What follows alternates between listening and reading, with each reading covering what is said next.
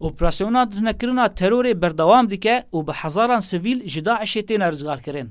Hêzên Sûriyaya Demokratîk Hesede sivîlên rizgarkirî vediguhêzînin kampa Holê. Li ser derêjahiya hefteya derbasbûyî de li gorî rêveberiya kampa Holê nêzîkî 3500 sivîlên hejîn li kampa Holê hatin bicîkirin. Mihemed Ehmed El Alî rêveberê ofîsa têkiliyan ya kampa Holê ji dengê Amerîka re dibêje got alîkarî ji bo sivîlan Holê hatin pêşkêşkirin lê derfeta wan sînordar e û dibe hejmar zêde bibe.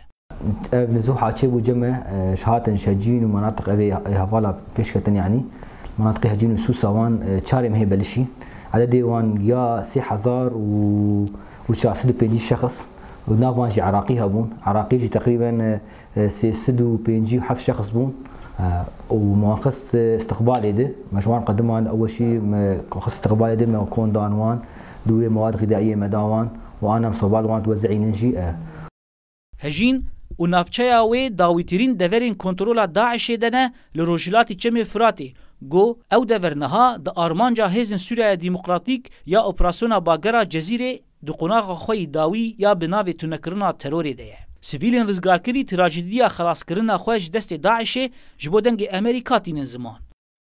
Ehmed jineke biye û li gel keça xwe bi zor û zehmetî ji deverên jêr kontrola Daişê de reviyan. Ehmed dibêje got ew 5 rojan li ser piyan rêwî bûn ta gihîştin deverên Hesedê yên ewle. من قرية الباغوز. اجي گندê Baxoz reviya me em ser piya bûn, westiyan, birçî bûn, tî bûn û gelek sar bû. Gelek zarok mirin, em pir meşiyan ta ku em gihîştin Hesedê, wan em anîn kampê. Em 5 rojan li ser piya bûn, meşiyan, gelek zarok li ser rê mirin. Dirêwîtiya xelkên hejîn de ya rizgarkirina ji destê Daişê hin ji wan ji westan û sermê jiyana xweş destan. Hinek kes nexweş dirê de dimirin min bi destê xwe li ser rê wan bin ax kirin. Bi va gotinan Ebu Radî trajediya sivîlên hejîn tîne ziman. إبرة أنسولين ما حدا عطانا. درزیا انسولین کس ندامه. زاروک مر، کچک 8 سالی جی مر و جوانک با انسولین مر.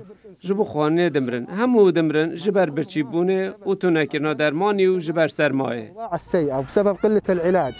لسر درجهیا شرê li dijî terorê bi sed hezaran sivîl hatin rizgarkirin. Niha li nêzîkî 10 kampên Bakurê Sûriyayê bi sed hezaran sivîlên rizgarkirî ji destê Daişê li wir bicî bûne. Metirsî heye got piştî vekşandina hêzên Amerîkî ji Sûriyayê got dever carek kedin li rastî şer were. Çarenûsa koçberan wek ya xelkên deverê jî nediyar e.